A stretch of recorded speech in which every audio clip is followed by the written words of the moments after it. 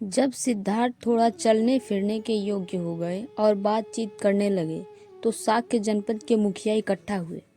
उन्होंने राजा सुद्योधन से कहा, बालक को ग्रामीण देवी अभ्यास के लिए ले जाना चाहिए। राजा सुद्योधन ने स्वीकार किया और महाप्रजापति से कहा, बालक को कपड़े पहना दो।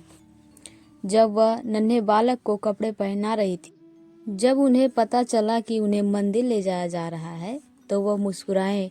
साक्यों के रीति रिवाज के अनुरूप वह चले गए। 8 वर्ष के होने के बाद सिद्धार्थ ने अपनी शिक्षा आरंभ की।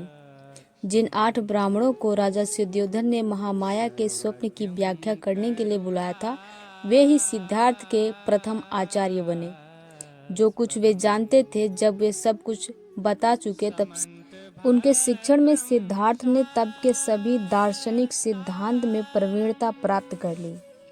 उसके अतिरिक्त उन्होंने अलार कलाम के शिष्य भारद्वाज चित्त की एकाग्रता तथा समाधि का ज्ञान सीख लिया। उनका आश्रम कपिल वस्तु में ही था। जब कभी वह अपने पिता के खेत में जाते और वहाँ कोई काम नहीं होता तो किसी एकांत स्थान में जाकर ध्यान का अभ्यास करने लगते।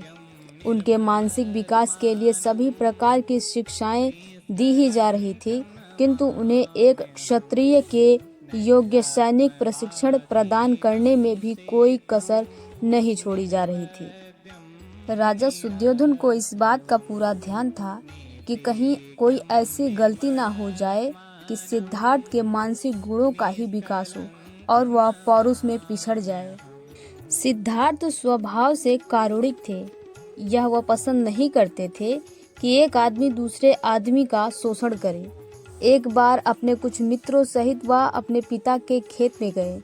वहां उन्होंने देखा कि मजदूर खेत जोत रहे हैं, बांध बांध रहे हैं और पेड़ काट रहे हैं, किंतु तपती धूप में उनके तन पर पूरे कपड़े भी नहीं थे। वह दृश्य देखकर वह द्रवित हो गए। उन्होंने अपने मित्र से कहा, क्या यह उचित है कि एक आदमी दूसरे आदमी का शोषण करे?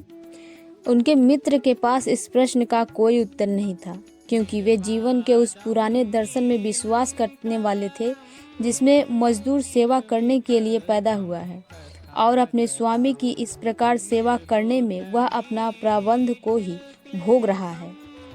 साक्य लोग वप्र मंगल नाम का एक उत्सव मनाया करते थे। धान बोने के प्रथम दिन मनाया जाने वाला यह एक ग्रामीण पर्व था। प्रथा के अनुसार उस दिन हर शाक्य को स्वयं अपने हाथों से हल चलाना होता था।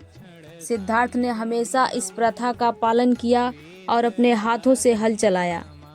यद्यपि वह विद्यमान थे, फिर भी उन्हें शारीरिक श्रम से तनिक भी घृणा न थी। वह योद्धा वर्ग से संबंधित थे और उन्हें धनुष चलाने तथा अन्य शस्त्रों का प्रयोग करने की शिक्षा मिली थी, लेकिन वह किसी भी प्राणी को अनावश्यक चोट पहुंचाना नहीं चाहते थे। वह शिकारियों के दल के साथ जाने के लिए मना कर देते थे। उनके मित्र कहा करते थे, क्या तुम्हें शेरों से डर लगता है? वह प्रत्युत्तर देते, मैं जानता हूँ कि तुम शेरों को मारने के लिए नहीं जा रहे हो, तुम हिरन और खरगोश जैसे निर्दोष जानवरों को मारने के लिए जा रहे हो। आगे का भाग अगली वीडियो में।